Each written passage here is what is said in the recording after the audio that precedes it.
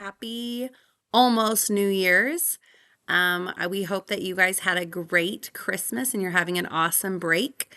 Sorry for the delay on the last chapter. We've been busy here with lots of family events and also some sickness in our house. But we are all good and we are excited to ring in 2025 as a family. And we're excited to see you guys on Thursday whenever school lets back in session. So we are going. This is our last chapter. It is the last chapter of George Jones' Class Clown, The 12 Burps of Christmas. So we are finishing the last chapter today. And again, sorry for the delay in recording this. Chapter 8. Happy New Year, George shouted as he and Kevin greeted Alex at the door on New Year's Eve. He blew into his noisemaker. Hi, guys, Alex said. Here's a noisemaker for you, Kevin said. It's NBB. NBB? Alex asked him. Never been blown, Kevin said. Alex laughed. Good one, dude. George grinned. He was really glad his two best buds were finally getting along. After that, he explained what was going on. Alex and George had gone to the karate tournament to see Kevin get his trophies.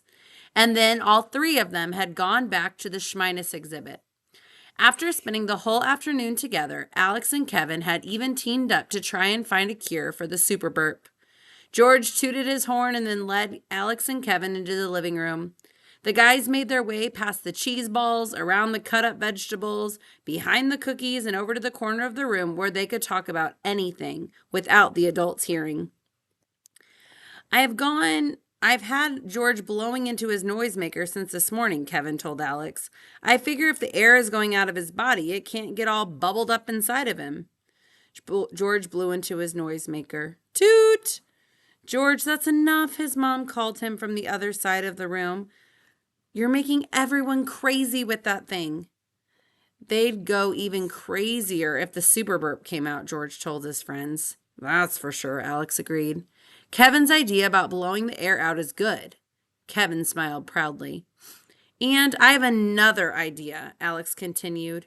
He pulled out a paper with a graph on it out of his pocket. I've been keeping track of your burps the past few weeks. This green bar is the burp that almost came out on Jumping Mouse Lane, remember? George nodded. I remember every burp, even the ones that don't make it out. Well, you did somersaults that day, Alex said. And that stopped the burp. I'm not sure why. Maybe it's all the rolling, flattening out the bubbles. Kind of how we used a rolling pin to flatten the dough for the cookies we made this morning, Kevin suggested. He turned to George. Blow! George blew his noisemaker again. George, I told you to cut that out, his mother shouted across the room. Alex folded the chart and put it back in his pocket. Try the somersault thing, he added. George got down on the floor and did a forward roll, right into the leg of his mom's friend, Miss Gottelheimer. Ouch, Miss Gottelheimer said. George, what are you doing? A somersault, George said. Why? George didn't answer. Instead, he blew into his noisemaker. Miss Gottelheimer shook her head and walked away. Feeling any burps coming on? Alex asked George. George shook his head. I'm bubble-free. Great, Alex said, but by my scientific calculations, if you keep somersaulting and blowing, Kevin interrupted. Right, and blowing, Alex agreed. You should make it through New Year's Eve without a you-know-what. That sounded great to George. He blew into his noisemaker. Then he did a double somersault, flip. I'm hungry, Kevin said. Where are those pigs in a blanket? They're in the kitchen, George said. He somersaulted his way to the kitchen, stopping every now and then to give his noisemaker a toot. Toot, toot, flip, flip, toot, toot, flip, flip. Ouch! That came from George's dad. George had just rolled right onto his foot. Sorry, George apologized. 2 burp-free hours later, George's mother called out from the living room. Only 10 minutes until the ball drops in Times Square. I'm turning on the TV. I want to see this, Kevin shouted. I've never been allowed to stay up until midnight before. George's 2 best friends walked towards the living room. George followed, but it was hard to keep up. He couldn't roll as fast as they could walk. Toot flip, toot. Suddenly, George stopped tooting. He stopped rolling. He had to. There were too many bubbles in his belly for him to even move. Already, they had ping-ponged their way up his chest and bing-bonged their way up to his mouth, and burp. It was the last burp of the year, and it was a whopper. George's feet sprang into action, running through the house and heading for the hall closet. Whoa! George, slow down, his dad said as George passed him in the hall. We still have a few more minutes until the New Year's. But burps can't tell time. They only know now. And right now, the super burp was making George's hand grab a basketball out of the closet. And he popped out of the closet and started dribbling the ball down the hall. Bounce, bounce, bounce. George, there's no balls in the house, his mother warned. But George's ears weren't listening. Bounce, bounce, bounce. George's hands kept dribbling. His feet ran upstairs. It's time for the ball drop. George's mouth dropped, shouted from the top of the stairs.